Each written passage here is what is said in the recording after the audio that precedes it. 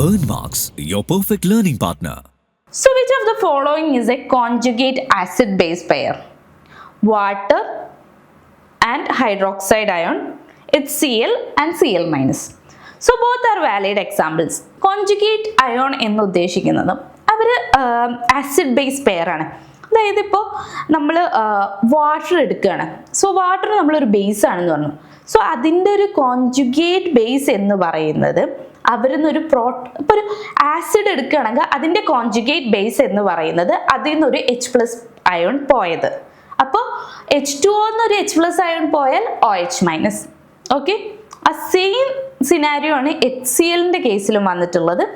HCl ഒരു ആസിഡാണ്, but അതിൽ നിന്നൊരു H+ പോയാൽ ഉണ്ടാവുന്ന Cl- ആണ് അവിടെ അതിൻ്റെ കോൺജുഗേറ്റ് ബേസ് ആയിട്ട് ആക്ട് ചെയ്യുന്നത്. അടുത്ത കോൺസെപ്റ്റ് ഒരു ഇമ്പോർട്ടൻറ്റ് കോൺസെപ്റ്റ് ആണ് ലൂയിസ് കോൺസെപ്റ്റ്. അപ്പോൾ ഇപ്പോൾ ഇതുവരെ നമ്മൾ 2 പഠിച്ചു, അരീനിയസ് കോൺസെപ്റ്റും ബ്രോൺസ്റ്റഡ് ലൗറി കോൺസെപ്റ്റും. എന്താണ് അതിൽ ആസിഡ്, എന്താണ് ബേസ് എന്ന് മനസ്സിലായെന്ന് വിചാരിക്കുന്നു. അടുത്തത് Lewis concept. So proposed by Gilbert N. Lewis in 1923, this concept in most general and inclusive amongst all acid-base theories. So it is based on electron pair transfer rather than just protons. So ലാസ്റ്റിലെ concept എന്ന് പറയുന്നത് പ്രോട്ടോൺസിലേക്ക് limited ആയിരുന്നു അല്ലേ. But ഈ ഒരു Luis concept എന്ന് പറഞ്ഞാൽ whole acid base തിയറിയുടെ ഒരു ബേസ് ആണ്. ആക്ച്വലി ഇതാണ് ഇപ്പോൾ കറൻ്റ്ലി നമ്മൾ ഒക്കെ ഫോളോ ചെയ്യുന്ന ഒരു ആസിഡ് ബേസ് ബിഹേവിയർ എന്ന് പറയുന്നത്. സോ ഇവിടെ വരുന്നത് ഒരു പ്രോട്ടോണിനെയോ അല്ലാന്നുണ്ടെങ്കിൽ ഒരു ഹൈഡ്രോക്സൈഡ് അയോണ്ടെയോ കോൺസെൻട്രേഷൻ ബേസ് ചെയ്തിട്ടല്ല നമ്മളൊരു ആസിഡിനെയും ഒരു ബേസിനെയും ഡിനോട്ട് ചെയ്യുന്നത്. More over it is based on an electron pair transfer. Okay, അപ്പോൾ ഏത് സബ്സ്റ്റൻസ് ആണോ ഇലക്ട്രോൺ പെയറിന് കൊടുക്കുന്നത്, ഏത് സബ്സ്റ്റൻസ് ആണോ ഇലക്ട്രോൺ പെയറിന് ആക്സെപ്റ്റ് ചെയ്യുന്നത്, അതിൻ്റെ ബേസിലാണ് നമ്മൾ ആസിഡ് ബേസ് കാറ്റഗറൈസ് ചെയ്തിട്ടുള്ളത്. ഓക്കെ, സോ എന്താണ് Luis acid? So Luis acid is A substance that accept an electron pair. ഒരു ഇലക്ട്രോൺ പെയറിന്, അതായത് ഇപ്പോൾ അതിൻ്റെ അടുത്തുള്ള അതായത് ഇപ്പോൾ ഈ ഒരു ആസിഡ് ഏത് സബ്സ്റ്റൻസ് ആയിട്ടാണ് റിയാക്ട് ചെയ്യുന്നത്, ആ സബ്സ്റ്റൻസിൽ നിന്ന് ഒരു ഇലക്ട്രോൺ പെയറിനെ ഇവർ അക്സെപ്റ്റ് ചെയ്യുന്നുണ്ടെങ്കിൽ they are called Lewis acid. Okay, next one Lewis base. If a substance donate an electron pair, they are called Lewis base. Simple ആണ്. ഒരു റിയാക്ഷനിലെ ഇലക്ട്രോൺ പെയറിനെ ഏത് സബ്സ്റ്റൻസ് ആണോ ആക്സെപ്റ്റ് ചെയ്യുന്നത് അവരായിരിക്കും അവിടെ ആസിഡ് ആയിട്ട് ആക്ട് ചെയ്യുക. ആരാണോ ഇലക്ട്രോൺ പെയറിനെ ഡൊണേറ്റ് ചെയ്യുന്നത് അവരായിരിക്കും അവിടെ ബേസ് ആയിട്ട് ആക്ട് ചെയ്യാം. ഇത്രയേ ഉള്ളൂ. ഇതാണ് ഏറ്റവും simplest form of acid base theory and this is the one of the most inclusive form of acid base theory. ഇതാണ് നമ്മളിപ്പോൾ ഫോളോ ചെയ്യുന്ന ഒരു മെത്തേഡ് എന്ന് പറയുന്നത്, അല്ലെങ്കിൽ ഒരു തിയറി, ഒരു കോൺസെപ്റ്റ് എന്ന് പറയുന്നത് ലൂയിസ് കോൺസെപ്റ്റ് ആണ്.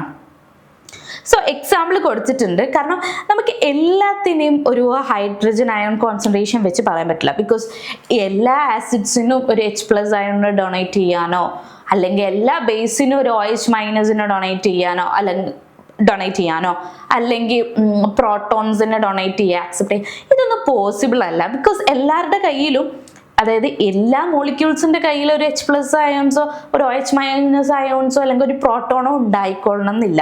ഇല്ലാത്ത കേസസും ഉണ്ട്. സോ അവരും ഈ ഒരു ആസിഡ് ബേസ് ബിഹേവിയർ കാണിക്കുന്നുണ്ട്.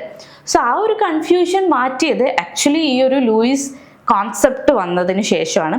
ഇവിടെ നമ്മൾ അതിനൊരു എക്സാമ്പിൾ കൊടുത്തിട്ടുണ്ട്. Okay, boron tetrafluoride BF3 and NH3.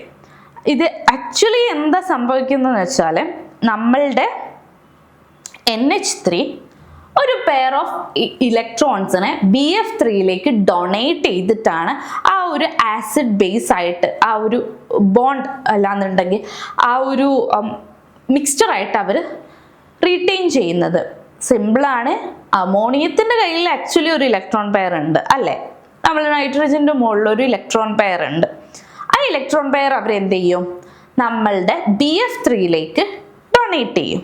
അപ്പോൾ BF3 ഇലക്ട്രോൺ പെയർ ആക്സെപ്റ്റർ ആയി. So that means they act as a Lewis acid. ഓക്കെ. NH3 ഒരു ഇലക്ട്രോൺ പെയറിന് ഡൊണേറ്റ് ചെയ്യൂ. That means the act as a Lewis base. മനസ്സിലായോ? So ഈ ഒരു കോൺസെപ്റ്റിന്റെ അഡ്വാൻറ്റേജ് എന്താ നോക്കാം.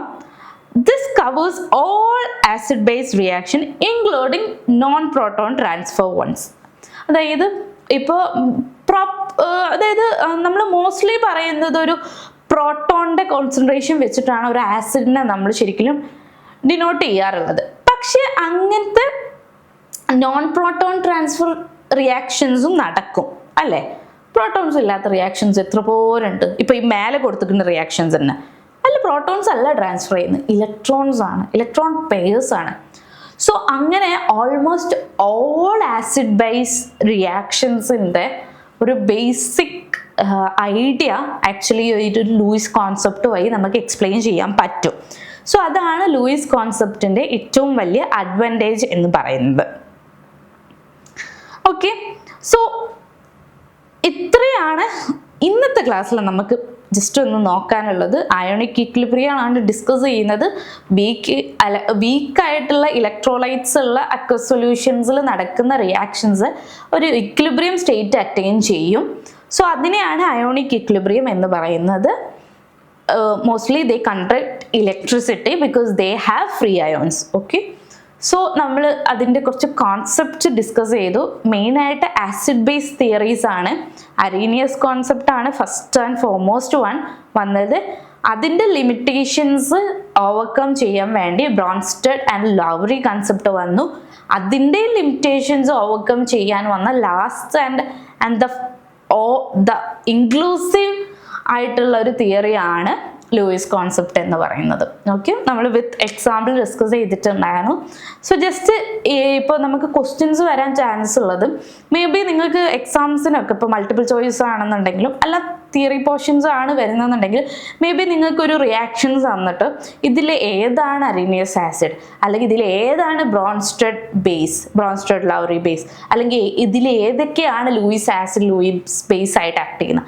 സോ അത് നമുക്ക് എഴുതാൻ പറ്റണമെന്നുണ്ടെങ്കിൽ ഈ ഓരോന്നിൻ്റെ ബേസിക് ആയിട്ടുള്ള കോൺസെപ്റ്റ് അറിഞ്ഞിരിക്കണം. ഓക്കെ, സോ അത് ഡീറ്റെയിൽഡ് ആയിട്ട് ഒന്ന് പഠിച്ചിട്ട് നെക്സ്റ്റ് ക്ലാസ്സിലോട്ട് വരാം.